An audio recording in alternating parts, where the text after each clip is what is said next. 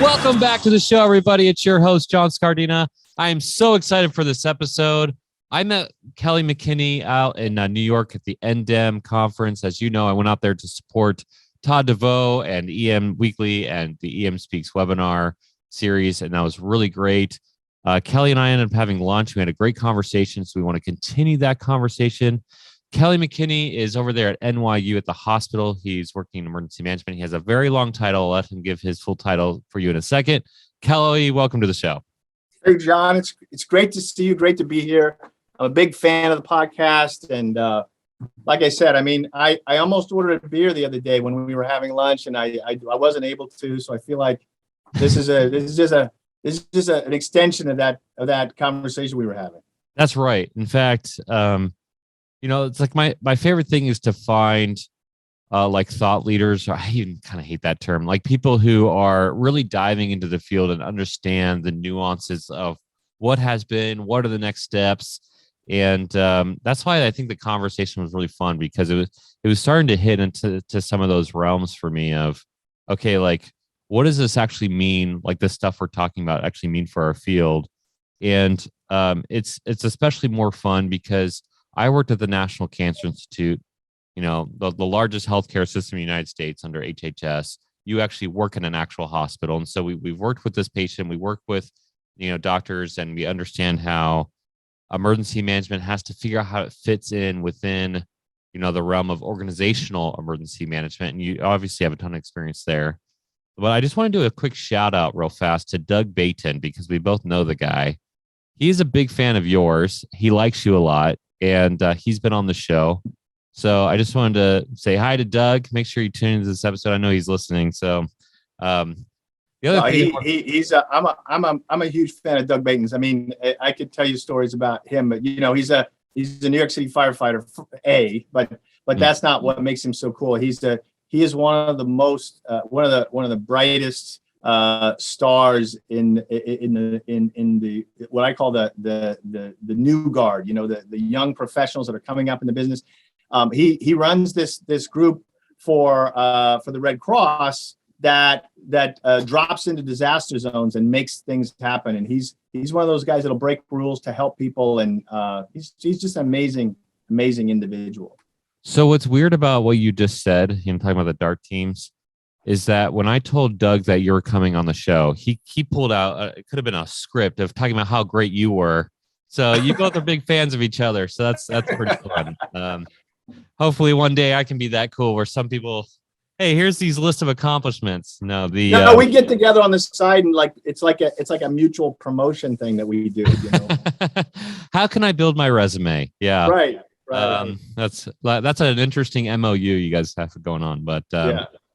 Okay, so let's first of all, being in New York, I have family in New York. I've been there a few times, and I know some of the cultural things you do and don't do. But because Todd comes from that side of the house too, it was really fun because when I would hail a taxi, the taxi would come up. All you had to do is throw up your arm, but about 5 feet away from the curb, when it would be super embarrassing, I'd yell, "Taxi!" And they'd be like, can you not do that? So I had a lot of fun. You're waiting your whole life to do that, right? Yes. I saw it on Seinfeld. I saw it on IT Crowd, which is London technically, but yeah. Taxi. And then the other thing, I kept on telling people, forget about it. And they're like, seriously, you got to stop saying that. You got to stop saying, forget about it. Don't even say that. Get mad at me. That's a legit term. They've got it on signs and stuff around here. That's hilarious. That's a totally legit term. That's awesome. Before we get into like the real conversation, now people are probably getting intrigued about what we're actually going to talk about. What are some things when people come into your city and you just kind of roll your eyes of like that super tourist, like you can point them out of the crowd like super fast? Is there anything that they do besides screaming for taxis?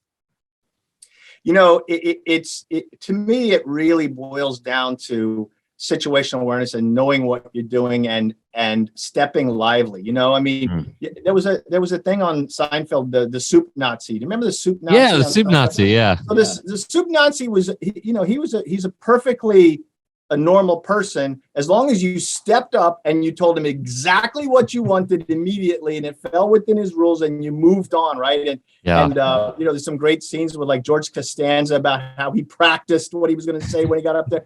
And it's the same in delis, right? When you walk into a deli, you got to know what you want, because like no one's waiting. It's all about waiting. In New York, like we have a thing called the New York Minute. Like nobody's got time. So as long as you're not in my way, as long as you're not slowing me down, as long as I don't have to break my pace when I'm walking down the sidewalk, it's all good, And that's the thing about driving in New York. I mean, when you think about driving in the rural Midwest or something like that, and somebody's thinking about their issues, or they're thinking about the football game on Saturday or something, and they're kind of wandering. That you cannot do that here. Like people are you're gonna get run off the road. Like. So the drivers here are not worse drivers than anywhere else. They're just very impatient. You got to know where you're going. You got to know what you're doing. Don't slow anybody down, and it's all good. Real quick, we're going to pause for this week's Disaster Tough endorsements. This show is owned and operated by professional emergency managers at Doberman Emergency Management. We apply disaster tough logic by protecting life, property, and business continuity through planning, mitigation, and training. Check us out at DobermanEMG.com or click on the show notes. Radio comms just got a major breakthrough with the L3 Harris XL Extreme 400P. It's the newest and toughest radio out there. Built by their space and tactical teams, the XL Extreme series can take a beating. 1,700-degree blast of heat, repeated 3-meter drops, rain, salt water, you name it. The XL Extreme series by L3 Harris can take it. Visit L3Harris.com to schedule your demo today. The battle to monitor and contain COVID-19 just got exponentially better for us. We are officially introducing an electronic, reusable COVID-19 test through our sponsors. It's called the COVID Plus Test, created by Tiger Tech, distributed by FS Global. This is the first FDA-authorized, rapid, non-invasive pre-screener. It's extremely easy to use. Forget those one-time use swabs. This is a disaster-tough technology. For more information on the COVID Plus test, check out our show notes. Okay, let's jump back in. That's great advice for New York. You said a phrase in there that we might turn into a quote is step lively. I think that's a great advice just in a career, a great advice for emergency management. I think it's great advice to be in New York and understand like your place in that, and understand like people aren't being rude, but they have a mission to fulfill. And we talk about type 1, type 2, type 3 events, and I like to think there's type 1, type 2, and type 3 people. I don't really know what a type 2 person looks like, but I can always tell a type 1 in a disaster and a type 3. Type 3 goes super slow. They're like moseying. They want to take pictures of the beach because they just saw a big disaster there. And type 1's like, get out of the way. I have things to do. It's a life-saving, life-sustaining mission.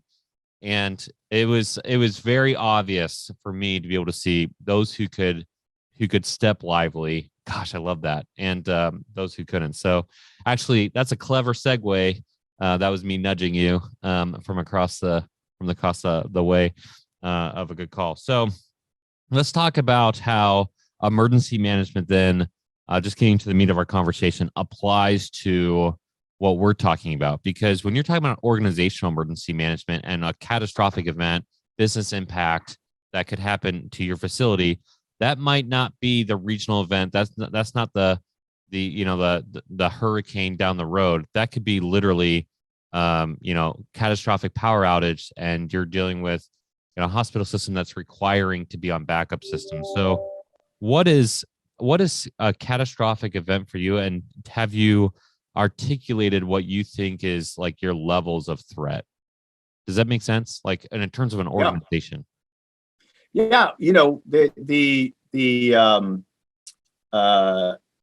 a book, the Taleb has the book Black Swan. He talks about what a black swan is and the characteristics of a black swan. And in New York, I've been through 3 black swans now. And the first was 9/11. That's when I got into the business. I was the associate commissioner for environmental health at the New York City Health Department on 9/11. I was downtown. And, I'll never forget, the world changed for me in that moment. I'm looking up at the tower, the first tower Tower 1 had just got hit. And I'm looking up and I'm not really believing my eyes, but everything that happened that morning changed my view of the world, right? I mean, we all knew terrorism was a thing, but we had a hard time wrapping our mind around that this was a terrorist event that was happening right in front of us, right in our neighborhood. And so, but in the aftermath of that, it became clear to everyone that there were all kinds of warning signs. There were all kinds of reasons we should have been getting ready for that, and we weren't. And Right. so that really, to me, and it was 9/11 was a catastrophic event. Not in terms of the scope of its damage, although it was catastrophic certainly for New York. But beyond New York, obviously there wasn't a lot of collateral damage. But psychologically, I think there was a lot of collateral damage. And then Sandy was the same thing. So when I was at the New York City Office of Emergency Management, we worked for 6 years to build a coastal storm plan, and the whole time people were like, we don't get hurricanes in New York. We just don't get them. The most recent hurricane we'd had in New York was in 1938. And so people had no memory of it. And then then Sandy came. And after that, everybody thought that the only job we would ever have again would be a hurricane. Right. You can draw the same analogies with COVID-19. It was the same thing. Right. We did a lot of planning for pandemics, and then they finally came. Right. Mm-hmm. Yeah, I like how your definition of black swan is not so much that there is, some people go hardcore with black swan, like there could be no data whatsoever. It had to be completely novel, in the event. But the reality is, if you're not doing anything to prepare for it, or if that memory isn't there because it's so long ago, it is necessary in all intents and purposes. It is black swan because now everything you're doing is in crisis mode. This is I actually did an episode. We were talking about routine versus crisis mode, and you're in crisis mode if you're not prepared for it.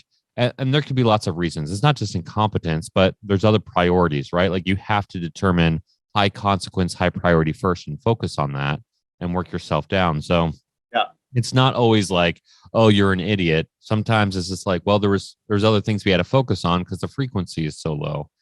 So yeah, I mean, talk about three major events that you've been a part of that have been truly, changing the way we look at things. Sandy is a really interesting one. That really was the foundation of, what was it, 100 resilient cities, and this idea of like, how are we going to make more resilient cities?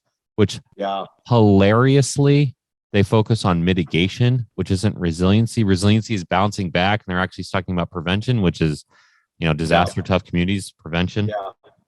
So it's kind of funny, but you've been part of these major things. In terms of an organization, your scope is different, right? Your scope, especially now at NYU, is to focus on the immediate needs of X. For those emergency managers who've only worked in government, can you just kind of walk through the different problem sets that you have to consider versus somebody possibly in government? Yeah, it's such a great question, John. I mean, here there was an article on our internal website about a team that did a double lung transplant in a 16-year-old cystic fibrosis patient. So her lungs were essentially turning to a stone, and her organs were failing, and they put 2 new lungs in this 16-year-old girl and saved her life. And that's the mission of a big part of my organization, and my job is to make sure that mission can continue. So it's about understanding what the core mission of my organization is and adding value to it, not taking away from it, right? So how do you take away from it? Well, you take those. There was a picture of the team that did it. This amazing team, I was choking up looking at these people. Like, how could somebody be so smart and technically savvy that they could save a human being's life by giving them new lungs? It's just, to me, it's just like crazy. But But what's the last thing I want to do is oh, I'll schedule a meeting. I'll get them into a meeting. I'll spend an hour and a half telling them all about what I do and why I do it. And, then I'll schedule another meeting for 2 weeks later where we'll go over more stuff. Like that's value destroying. They don't care about what I do, right? All they want is that I'm going to make sure that if there's a disruption, I can minimize that disruption to them, and they can get back into doing what they do quicker, right? And so it's really about nimbleness. It's about their ability to adapt to changing circumstances, right? Because not every day is a sunny day where you can get to work just like you normally do. Sometimes there's 3 feet of snow on the ground. Sometimes the power's out. Sometimes the East River's flooding into the lobby. So they need to be able to adapt and continue to save lives in the midst of all that. And that's my job, is to enable that. Gosh, man, that's like the mic drop moment. We always try to find these mic drop moments. That's a mic drop moment because what you just said applies to everyone. It applies to the Doberman side of the house of like, we always try to go back to our why. Our why is to innovate the field of emergency management, which is why we talk about this kind of stuff on our podcast. Right. But I gave this presentation in November to the teams that were trying to be certified, the medical side of the USAR house. So I went down to Orlando and I gave this presentation.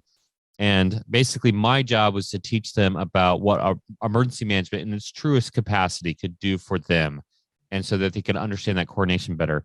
And that's exactly what I said. I said, my job is to make you as efficient as humanly possible so that there's no interruption to the mission. Right. And if we can clear out all the debris, all the other kind of debris, and make things function, and the backup systems and the supply chain, and even the process in some case of making sure, again, lungs get there. Why, by the way, mind-boggling to even think about that. We were talking to this kind of a side note, but a company was asking about transporting blood from one hospital to another hospital with the use of drones. And because of my experience with FEMA and drones, I was able to provide some insight. And again, that's an emergency manager. I'm not going to be a doctor transporting blood. But I can talk about the nuances of what it's like to transport blood from one location to another location and the implications of that. And that's the job. How do I make them as efficient as possible? I love that. I love that idea. There's a lot of things in our field, thinking of internally, that either we have, I want to say blamed, but we look at our assumptions, and our assumptions, we say, well, they don't get it. Well, they don't get it. Well, the emergency manager, the best emergency manager in the world, the best coordinator in the world, is reducing impact so much through that coordination that other people start to wonder, are they relevant? And that's the irony of that, right? But at the same time, an emergency manager has to be able to do messaging and make their case and to work with people in that. So if we're looking internally, what do we need to do to improve as emergency managers, whether it's at organizational level or beyond, to convince our outside partners that we are actually doing the job that they asked us to do by reducing threat when they don't have a problem?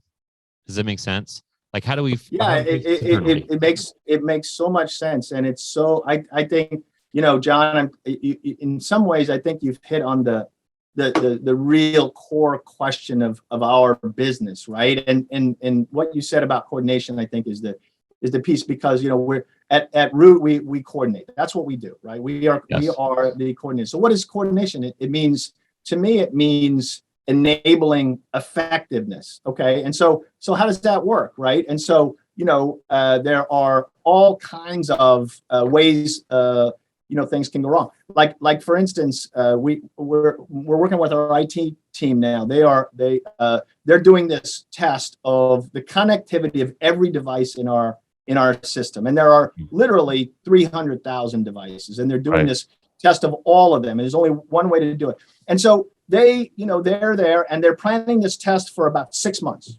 And then the day before, they send us an email and they're like, hey, by the way, we're going to do this test tomorrow. And we looked at this email and we're like, it's one of those ones where sort of the hair on the back of your neck stands up because the risk is so enormously high. And you're like, you're doing this tomorrow. And we're like, let's talk. So we get on the phone and it turns out, there's all this stuff they're going to do. And they had been planning it, and they're like, we're talking about this for 6 months, but you're not talking about it to anyone outside of your team. So what are we doing? We started to gather people and put everybody in the same conversation. And that surfaced a lot of things that made the test go a lot smoother than it would otherwise have been. Amazing how that happens, right? If you bring out, Right. And all these people were like, you're going to do what? And you're going to do when? And so let me do this first. And let me talk to my vendor. And let me do this. And by the way, and so this is the point that I wanted to make, John, is that, so we had a big initial conversation, and we had all these breakout conversations, and we ran all these issues to ground, and we made the test a lot smoother. But now IT is just like and this is a great team, this IT team, and they're like, hey, we did a great job, but the work we did is essentially invisible. All we did was get a lot of people together. So when coordination works, it's essentially invisible. That's our biggest problem, is like, nobody's going to point to emergency management and say, look what a great job the emergency managers did on this DR test. But yet the work we did was so critical to minimizing these disruptions that could have been widespread across the system. So, but that's the thing. You're talking to your boss, and you're like, he's like, "What'd you do today?" And you're like, I just saved the world. And he's like, "Tell me about it." And it's like, "Well, I had 3 meetings," and it just doesn't. It doesn't correlate. I think the pandemic does highlight like that. Like, we need somebody to be coordinating. I think the world has kind of woken up that at least that's the hope. We keep on saying that to each other, right? In emergency management, everybody knows what we do now. No, they really don't, but we like to think they do.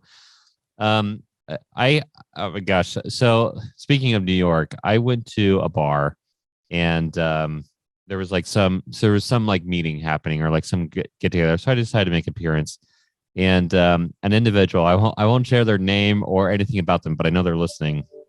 They'd obviously, how do I say this nicely? They were at the point where they felt like they could be very honest. And she was like, hey, that's a nice way to say. She was like, hey, I love your show. I know who you are, blah, blah, blah. I'm like, great. She goes, hey, you share the same stories over and over again. You got to stop doing that. I'm like, I'm a dad, right? Like, that's like the MO of like, so I'm just going to keep doing it. So if you heard this story before, like, I'm sorry, but it's really relevant to this conversation. So when I worked at the National Cancer Institute, I worked with, I call them the smartest, stupid people in the room, a bunch of PhDs. And they saw emergency management as a federal requirement and doomsday preppers. They don't want anything to do with us. So kept on suggesting activities, kept on suggesting ideas, weren't involved, didn't show up, whatever, just kind of let us quietly do our thing. And there was an Earth Day coming up, and I found out the director was going to bring their kids to the Earth Day event. And so I was like, okay, like this is a time to show a PhD that we think about things analytically and in a fun, kind of a cool way. So there was another tech savvy guy in our department who's in physical security. And do you know what an augmented reality sandbox is? Yes. Okay, so for our listeners, basically, we bought an Xbox 360 Connect, a projector, and we built a literal sandbox. And so, if I'm going to go into too techie here for a second, but an Xbox 360 can look at motion, distance. And so if the distance changed, the color changes. So we put that over the sandbox, and as we moved the sand, it would tell the depth and the height and change the color of the sand. So it would look like a 3D plane. And we even built it in where I could go really high up, and they would tell it's a cloud, and they would start pouring rain over the sand. It was really fun. And the director left. He came over there with his kids, and he left his kid there for like an hour and a half. I became his kid's babysitter. But the kid loved it. Like, all these PhDs were hanging out there. And it was the first time that I saw any real interest in our work. And we were explaining of, if you're going to build another facility, we can do some math and we figure out where to put the facility. If it's low in the low, and we did it really basic for kids, but basically low means floodplain, higher means better. And we went from that. Every single project I wanted to do after that, I got approved. Every single one. My coworkers, interestingly enough, did not. And I knew is because I had convinced outside of there is a problem and prevent problems that there, there's a big part of our job that's messaging. And Pete Gaynor said this on stage at NDEM. He said, politics is built in. They have the authority. And so if we're talking, this is a long story, but if we're talking about how do I make myself have worth, I don't know, maybe you should look internally and saying, how can I do better at trying to attack the situation? Sometimes it means building an augmented reality sandbox to convince somebody that you're not a doomsday prepper, that you like science. It really comes down to us trying to innovate in positive ways and simple ways. I'm talking too much here, but I'm going to share one more other thought. This is where two people text me and tell me to shut up. But you're talking about coordination, and I've saw again another time where people are going to say, you've said this too many times on the show. My company's name is Doberman Emergency Management. I use the term emergency management. I'm an emergency manager. And looking back, I would probably change the company name to Doberman Emergency Coordination. We're emergency coordinators, and it's a much better term. But the whoever came up with emergency management was a genius, because we don't have any real authority, but because people hear emergency manager, they think we do. And so we can this play in the game. I'm just wondering how we can remain clever enough to stay relevant in the conversation, especially after pandemic. Do you have, this is where I get to shut up. Do you have any ideas where you can help us be more clever in our approach to work with stakeholders who don't deal with what we deal with every day?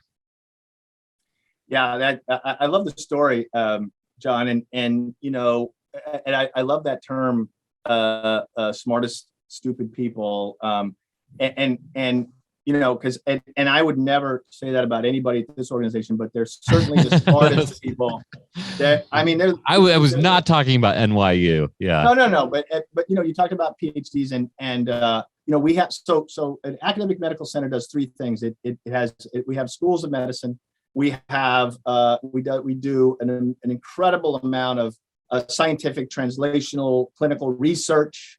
We have almost 400 labs that do research, and then we do patient care. Obviously, we have hospitals do patient care, and so the physicians, the physician side of the house, the nursing side, the clinical side, the research side with the PhDs, and the faculty side with the professors. You want to talk about smart people? It doesn't get any smarter than this. Right. I've been in this business 20 years. Never have I met people that are more they're not just smart. They're brilliant. They're geniuses, and geniuses. They don't get that way because they wander around, sort of dabbling in all of these interesting things.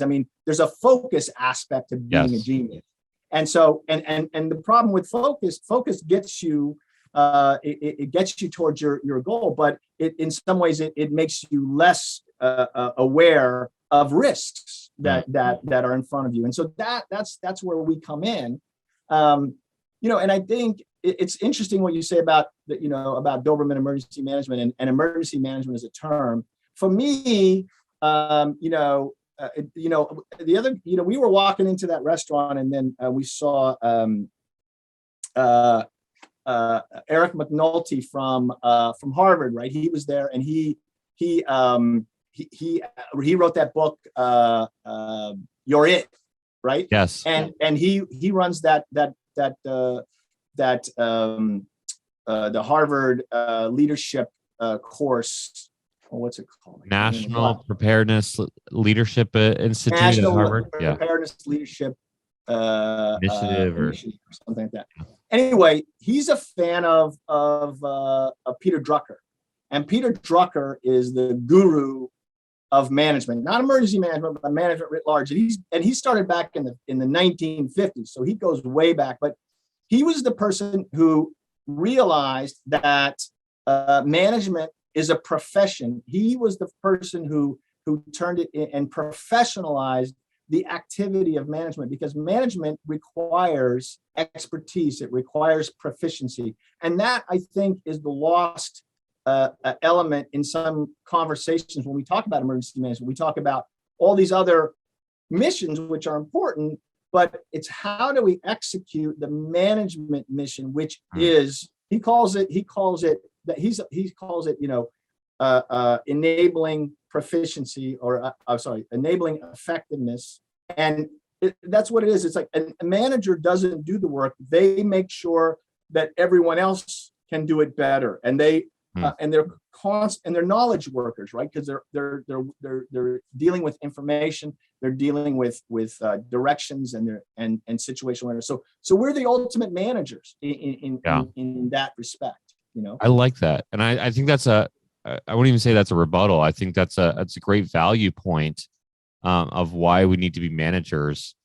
We're talking about the smartest people in the room, and I've talked with FEMA Region 10, Amanda Sayak, who's on the show several months ago, about who the smartest person in the room is, and she kept on talking about the engineers, and she kept on talking about the PhDs, and she kept on talking about, and my rebuttal, an actual rebuttal to that is the smartest person in the room the most intelligent, or is the smartest person in the room knowing who the most intelligent people are and relying on them? Right. And it's funny, when our company gets hired to do an emergency operations plan or business impact analysis, one of the top things that we call out in that problem set is we want to work with their stakeholders. We'll coordinate, of course, with the emergency management office, but we want to know who all the stakeholders are. We want to have meetings with them. We want to know their capabilities, their competencies, and put that as a part of the plan. And people with not as much as experience or hasn't been on board with that yet, they're surprised by that. And I'm like, no, like that is your group. If you can get, if you start getting pigeonholed, you called this out earlier. If somebody's working on a problem set for 6 months and doesn't work with the other teams, then you could be missing something that other people can bring to the table. And so our plans, I'm going to toot my own horn here for a little bit. Our plans are really strong because when we put it together, half of it is just laying out, knowing what every single person does or organization does. And so the mission becomes more effective in their approach because I don't have to do everything. I know, if I'm talking about a county, DOT is in charge of that road, right? I know the civil engineers are going to be looking at that dam. I don't need to do I don't want to do the survey of the dam because I'm going to be like, that looks fine, and so I think that's a really strong call out, and it applies across the board, whether you're in an organization or you're in a government, to be able to do it. So I think that leads into the final topic of the conversation. Man, I could talk to you all day about this stuff.